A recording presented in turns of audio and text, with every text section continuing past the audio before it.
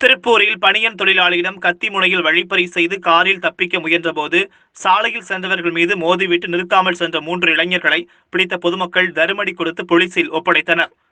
திருப்பூர் வளையாங்காடு பகுதியில் இருசக்கர வாகனத்தில் வந்த பெண் சாலையில் நடந்து சென்ற நபர்கள் உள்பட 5 பேர் மற்றும் ஒரு கார் மீது மோதிவிட்டு நிற்காமல் சென்ற காரை பொதுமக்கள் விரட்டி சென்று காந்திநகர் சிக்னல் அருகே சுற்றி வளைத்து பிடித்து அதிலிருந்த 3 இளைஞர்களையும் சரமாரியாக தாக்க துவக்கினர். தகவல் அறிந்து சம்பவ இடத்திற்கு சென்ற அனுப்பர்பாளையம் போலீசார் 3 இளைஞர்களையும் காவல் நிலையம் அழைத்துச் சென்று விசாரணை மேற்கொண்டனர். இதில் திண்டுக்கல் மாவட்டத்தைச் சேர்ந்த சூர்யா ஜெகதீஷ், நீலகிரி மாவட்டம் கூடலூரைச் சேர்ந்த பைசல், திருப்பூர் காந்தி நகரைச் சேர்ந்த சூர்யா என்பதும் தெரியவந்தது.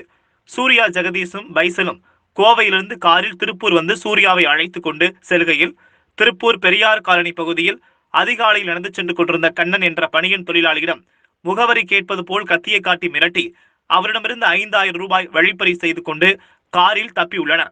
கண்ணன் திருடன் திருடன் என கூச்சலிட்டதால் பதற்றத்துடன் வேகமாக காரை இயக்கிய போது இருசக்கர வாகனத்தில் வந்த பெண் மீது மோதியுள்ளனர். நின்றால் பிடித்து விடுவார்களோ என காரை நிறுத்தாமல் இயக்கிய போது மேலும் 4 பேர் மீது மோதியுள்ளனர். இதனையடுத்து இவர்களை கைது செய்து நீதிமன்றத்தில் ஆஜர்படுத்தி கோவை மத்திய சிறை அடைத்தனர். மேலும் இவர்களிடமிருந்து சொகுசு கார், வழிப்பறிக்கு பயன்படுத்திய கத்தி மற்றும் 5000 ரூபாய் பணம் பறிமுதல் செய்யப்பட்டது. கைது செய்யப்பட்ட சூர்யா ஜெகதீஷ், சூர்யா இருவர் மீதும் திருப்பூர், சிவகங்கை, கோவை என பல்வேறு பகுதிகளில் பல திருட்டு வழிப்பறி வழக்குகள் நிலுவையில் இருப்பது குறிப்பிடத்தக்கது.